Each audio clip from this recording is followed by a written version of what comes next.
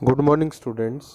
पिछली क्लास में हम लोगों ने डिस्कस किया था, फोरियर सीरीज़ निकाली थी हमने किसी इवन फंक्शन और ओड फंक्शन के लिए, और हमने देखा था कि जब हम इवन फंक्शन के लिए फोरियर सीरीज़ निकालते हैं तो उसमें आपके पास बी एन की टर्म्स एग्जिस्ट नहीं करती। लेकिन जब हम देखते हैं कि फोरियर सीरीज़ हम निकालते हैं ओड फंक्शन के लिए, तो ओड फंक्शन के लिए जब हम फोरियर सीरीज़ निकालते हैं तो ओड फंक्शन के लिए हमारे पास ए नोट की वैल्यू भी ज़ीरो हो जाती है और ए एन की वैल्यू भी ज़ीरो हो जाती है। केवल हमारे पास एग्जिस्ट करता है बी एन, दैट मीन्स केवल साइन टर्म्स हमारे पास एग्जिस्ट करती हैं। ठीक है, अब आते हैं हम Fourier series for the interval 0 to पाई।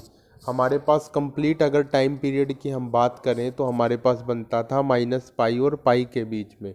अब हम लेके चलते हैं, फोरियर सीरीज निकाल रहे हैं 0 to pi, that means half range के लिए, तो इसको हम हाफ रेंज सीरीज भी बोल सकते हैं। तो अगर किसी हाफ रेंज सीरीज के लिए अगर हम मान के चलें कि केवल कोसाइन टर्म्स एग्जिस्ट कर रही हैं, तो केवल कोसाइन टर्म्स कब एग्जिस्ट करेंगी? जब आपकी बी एन की वैल्यू ज़ीरो हो जाएगी और केवल आपका एग्जिस्ट करेगा ए नोट और ए एन। तो यहाँ पे एफ एक्स को हम केवल अगर कोसाइन सीरीज में एक्सपेंड करना चाहें तो उसको किस तरह से एक्सपेंड कर सकते हैं? F X can be written as F X is equal to A naught plus A one cos X plus A two cos two X plus dot dot dot A N cos N X. मतलब coefficients A naught A one और A two A three up to A N exist कर रहे हैं, तो इसको ऐसे general form में लिखना चाहें तो एफ एक्स किसके इक्वल हो जाएगा? Is equal to A naught plus summation N is equal to 1 से infinity A N cos N X. अब हम इसमें, अब ये हमने सीरीज़ तो लिख ली, लेकिन सीरीज़ लिखने के बाद हमारा काम क्या बचता है? अगर हमें पता है कि हम इस फंक्शन को, अगर एक पर्टिकुलर फंक्शन डिरिचलेट कंडीशंस को सेटिस्फाई करता है, that means this function can be expanded as sine and cosine series. अब हमने उसको साइन एंड कोसाइन में, ये तो पता है हमें कि कोई भी फंक्शन अगर डिरिचलेट कंडीशन को सेटिस्फाई कर गया तो उसको एक्सपेंड कर सकते हैं, और जनरल फॉर्म भी हमने लिख दी A naught plus summation N is equal to 1 से infinity A N cos N X. लेकिन अब हमारे पास काम बचता है कि ए नोट और ए एन की वैल्यू हम कैसे निकालें। तो ए नोट हमारे पास किसके इक्वल होगा और ए एन किसके इक्वल होगा? तो ए नोट हम निकाल चुके हैं, ए नोट हमारे पास किसके इक्वल आता था? 1/पाई 0 to pi F x D x के। एफ एक्स हमारे पास क्या है? फंक्शन है। या फिर हम इसको लिख सकते हैं 1/पाई 0 to pi F we D V भी लिख सकते हैं। भैया अगर कल भी हमने ये चीज़ डिस्कस करी थी कि हमारे पास अगर कोई भी फंक्शन है तो उस फंक्शन को हम क्या कर सकते हैं? अगर हमारा लिमिट्स दी हुई है इंटीग्रेशन की, तो जो वेरिएबल अंदर x है उसको किससे रिप्लेस कर सकते हैं? v से भी रिप्लेस कर सकते हैं, s से भी कर सकते हैं, d से भी कर सकते हैं। तो अब हमारे पास क्या हो जाएगा? ए नोट आ जाएगा 1/पाई 0 to pi F we D V. ठीक है, और जो हमारे पास ए एन है, अब ए एन की वैल्यू निकालते हैं, क्योंकि यहाँ पे कैसे आया ये? जैसे हमने पहले निकाला था, जैसे हमने स्टार्टिंग में ए नोट निकाला था। ए नोट कैसे निकाला था कि हम किसी फंक्शन को, जैसे हमारे पास फंक्शन एफ एक्स आ गया, A naught plus summation N is equal to 1 से infinity A N cos N X के इक्वल आ गया।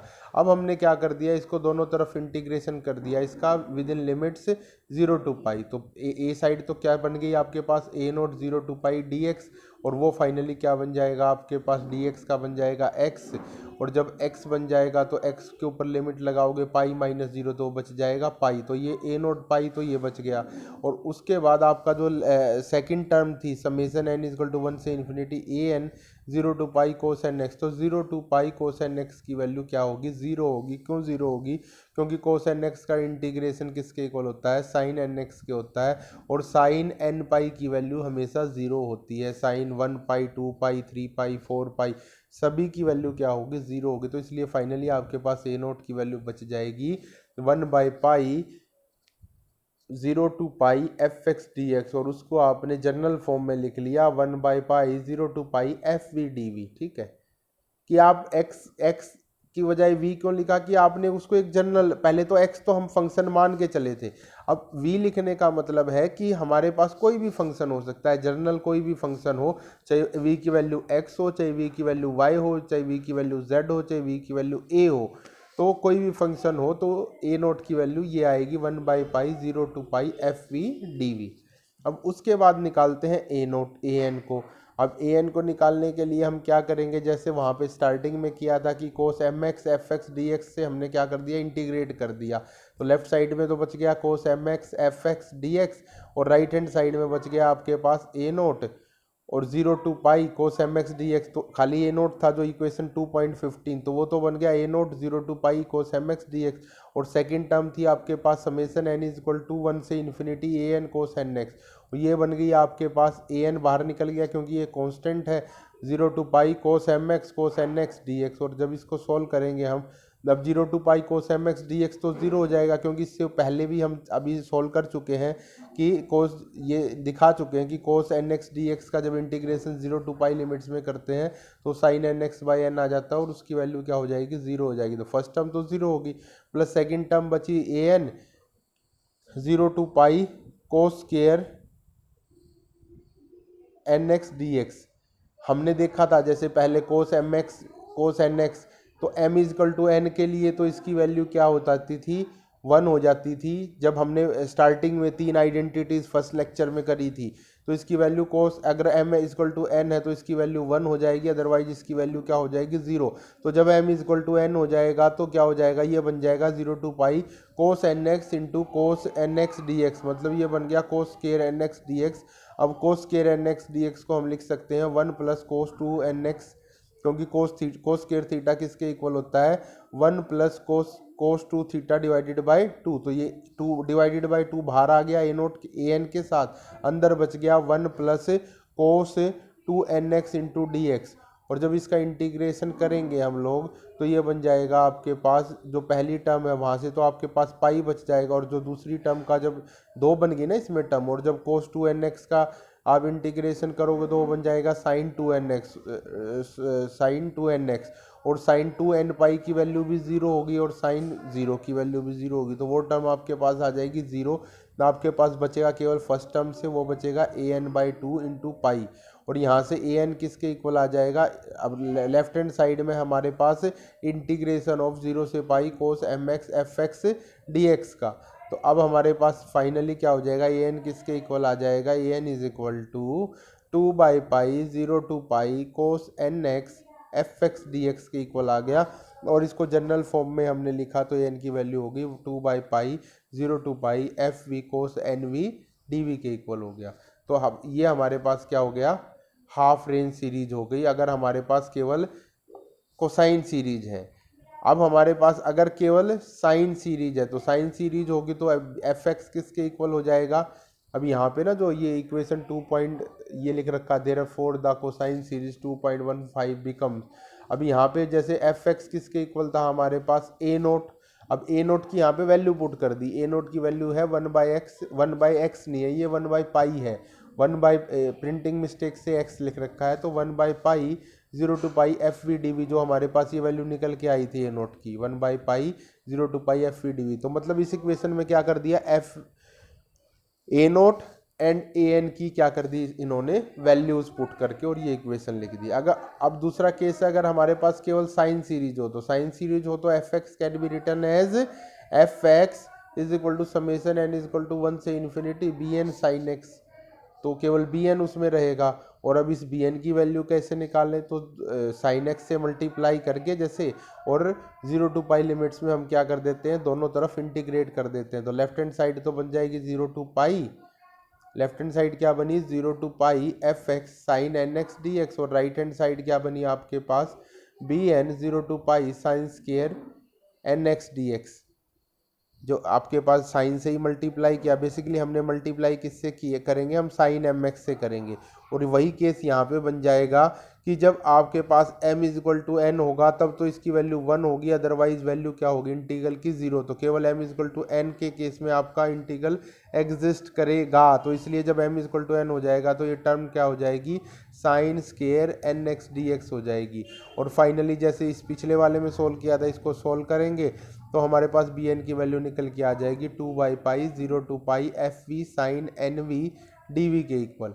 और एफ एक्स को कैसे लिख सकते हैं, F X is equal to summation B N sine N x था ना, तो बी एन की वैल्यू क्या हो गई 2/π 0 to π f we sine N V D we. तो ये तो हो गई आपके पास बी एन की वैल्यू, और इंटू साइन एक्स, तो आपने इंटू क्या करके लिख दिया साइन एक्स। ठीक है, अब ऐसे ही हम क्या कर सकते हैं, फोरियर सीरीज को निकाल सकते हैं इंटरवल 0 to 2π के बीच में। अगर इंटरवल हमारे पास 0 to 2π है तो तब भी हम क्या कर सकते हैं, फोरियर सीरीज की फॉर्म में एक्सपेंड कर सकते हैं। और वो उस केस में भी एफ एक्स किसके इक्वल आएगा, a naught plus summation N is equal to 1 से infinity A N cos N x plus b N sine N x. ठीक है, और यहाँ से क्या हो जाएगा आपके पास ए नोट की वैल्यू जो निकल के आएगी, अब पूरा 0 to 2π का इंटरवल है तो इसलिए ए नोट बन जाएगा 1 जो पहले 1/π था ना 0 to π के इंटरवल के केस में, तो यहाँ बन जाएगा 1/2π 0 to 2π f we D v. A n बन जाएगा 1/π 0 to 2π f we cos N V D we. और तीसरा बी एन किसके इक्वल बन जाएगा 1/π 0 to 2π f we sine N V D v. अब इसकी जगह अगर हम बात करें कि हमारे पास 2π की जगह कोई भी टाइम पीरियड है, 0 से किसी भी टाइम पीरियड t के लिए अगर हम फोरियर सीरीज एक्सपेंशन निकालना चाहें तो डिफरेंस क्या आएगा, ए नोट ए एन और बी एन में। ए नोट तो बन जाएगा जो 1/2π है उसकी जगह हो जाएगा 1/t 0 to t F we D we.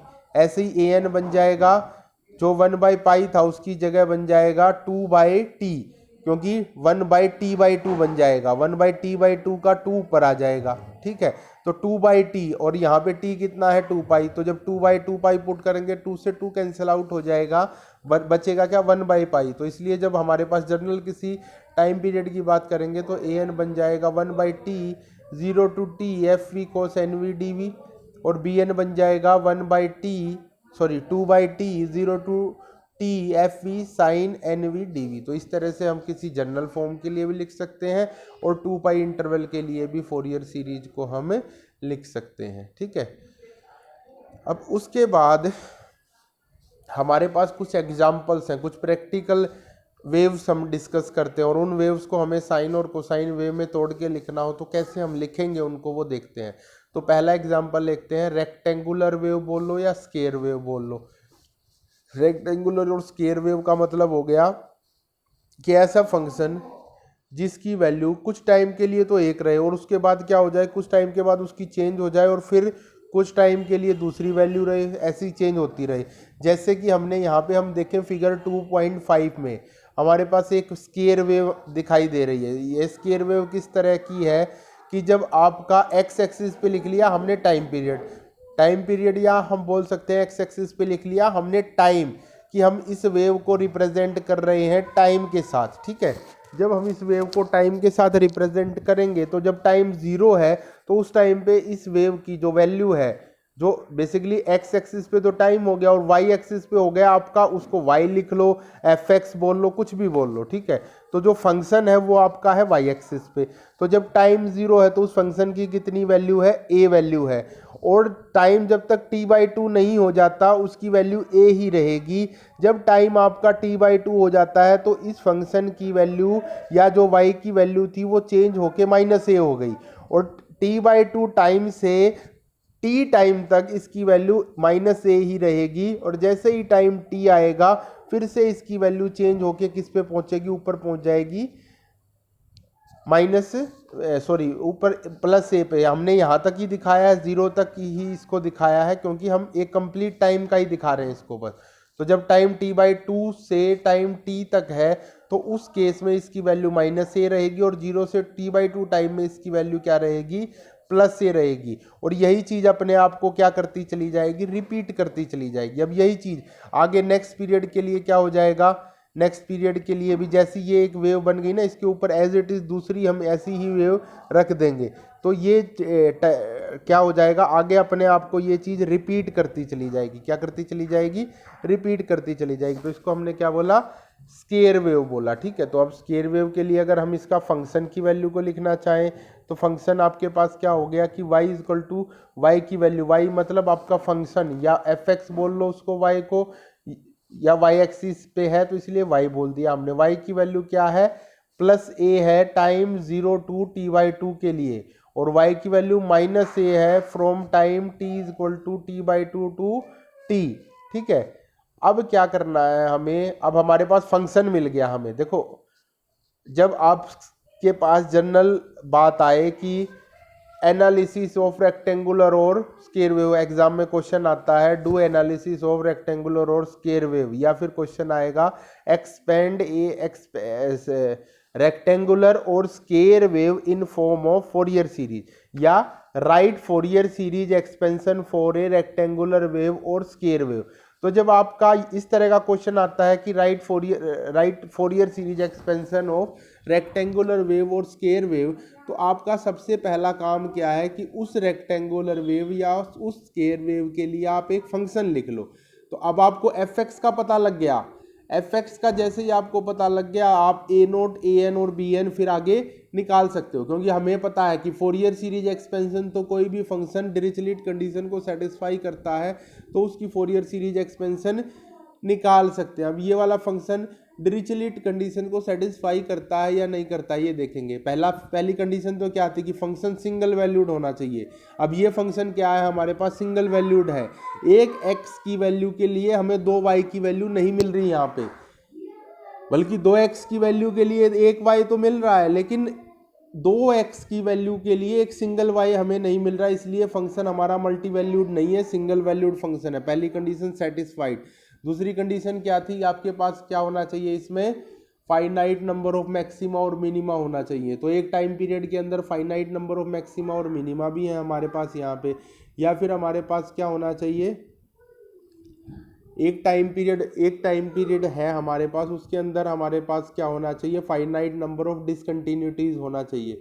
तो यहाँ पे हमारे पास फाइनाइट नंबर ऑफ डिसकंटिन्यूटीज भी है। तो मतलब कुल मिला के ये हमारा फंक्शन डिरिचलेट कंडीशंस को क्या कर रहा है?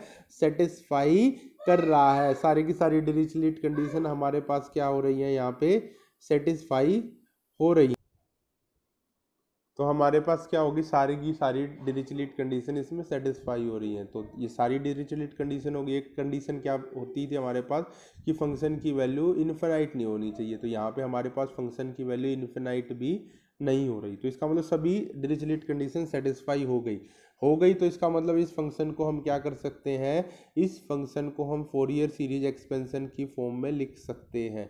तो अब हमारे पास क्या आ गया? फंक्शन का पता लग गया कि y0 टू t के लिए, t/2 के लिए तो वैल्यू है प्लस ए, और t/2 से t के बीच में इसकी वैल्यू है माइनस ए। फंक्शन का एफ एक्स की वैल्यू का पता लग गया। ये पता लग गया कि इसको as a Fourier series expansion हम लिख सकते हैं। अगर हम इसको as a Fourier series expansion लिख सकते हैं तो y can be written as a naught plus summation n1 से infinity A N cos N x plus summation n is equal to 1 से infinity B N sine N x, इस form में लिखा जा सकता है। अब हो गया हमारे पास यहाँ तक का काम कि हमने देख लिया कि इसको हम एक्सपेंड कर सकते हैं या नहीं कर सकते, वो हमने देख लिया कि कर सकते हैं। दूसरा जो स्क्वायर वेव थी उसके लिए हमने एक मैथमेटिकल फंक्शन लिख लिया। ठीक है, फंक्शन लिख लिया कि फंक्शन किसके इक्वल है? प्लस ए के इक्वल है अगर इंटरवल 0 टू t/2 है, और माइनस ए है अगर इंटरवल आपका t/2 से टी तक टाइम पीरियड है, टाइम है आपका, टाइम अगर टी से लेकर t/2 से लेकर अगर टी तक है। तो अब हमारे पास ए नोट की वैल्यू किसके इक्वल आती है? जैसे अभी हमने जनरल डिस्कशन किया था कि अगर टाइम पीरियड आपका टी है तो उस केस में ए नोट की वैल्यू आएगी 1/t 0 to t f x D x. अब x की जगह हमने यहाँ पे क्या लिख दिया? ओमेगा टी लिख दिया। जैसे लेक्चर की स्टार्टिंग में ही मैंने आपको बताया था कि इस x को हम ओमेगा टी भी लिख सकते हैं। एंगुलर फ्रीक्वेंसी इनटू टाइम को मल्टीप्लाई करेंगे तो हमारे पास डिस्प्लेसमेंट ही निकल के आएगी। तो F omega t into d T हमने लिख लिया।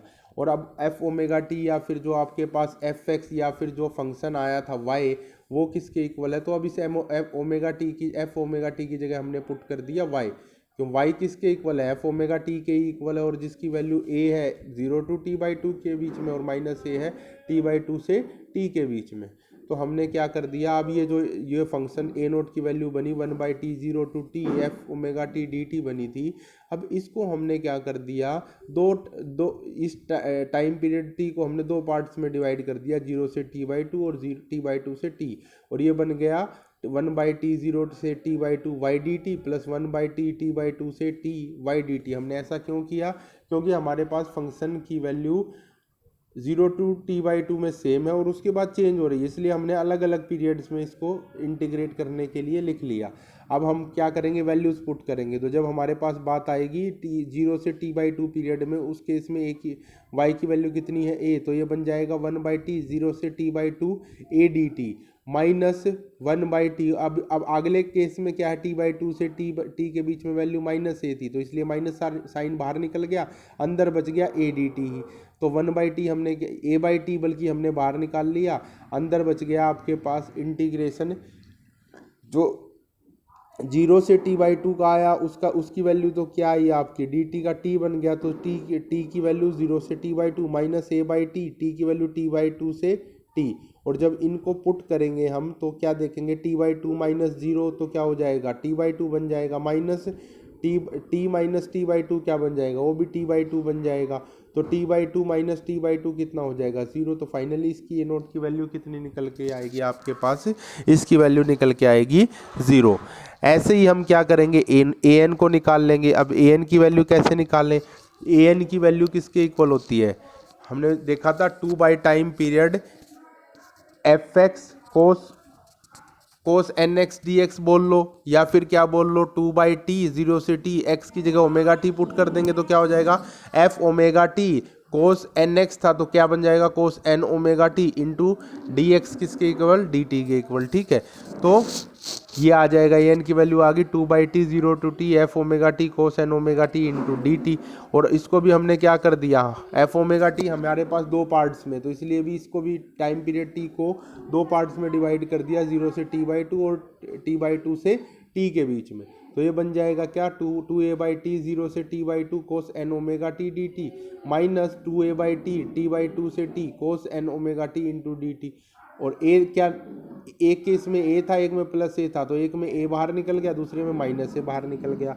ठीक है, और अब इसको क्या करेंगे, 0 से t/2 पीरियड के बीच में कोस एन ओमेगा टी को इंटीग्रेट करेंगे, और दूसरे में भी क्या करेंगे, कोस ओमेगा टी को इस पीरियड के अंदर इंटीग्रेट करेंगे। और फाइनली जब इंटीग्रेट करके इसको सोल्व करेंगे हम, तो इसकी वैल्यू भी हमारे पास क्या निकल के आएगी, 0 निकल के आएगी। ठीक है, उसके बाद तीसरा हमारे पास ए नोट भी 0 आ गया, ए एन भी यहाँ पे 0 आ गया। अब आती है बी एन की बात, तो बी एन किसके इक्वल होता है, 2/t 0 से t/2 a sine n omega t d t minus 2/t t/2 से t a sine n omega t into d t के इक्वल हो जाएगा। ठीक है, और अब इसको क्या करेंगे, फाइनली जब हमने वैल्यू पुट कर दी पहले पीरियड में तो वैल्यू ए हो गई, दूसरे में वाई की वैल्यू माइनस ए हो गई, तो एक में ए बाहर निकल गया, एक में माइनस ए बाहर निकल गया, अंदर जो बचा उसका हमने इंटीग्रेशन कर दिया।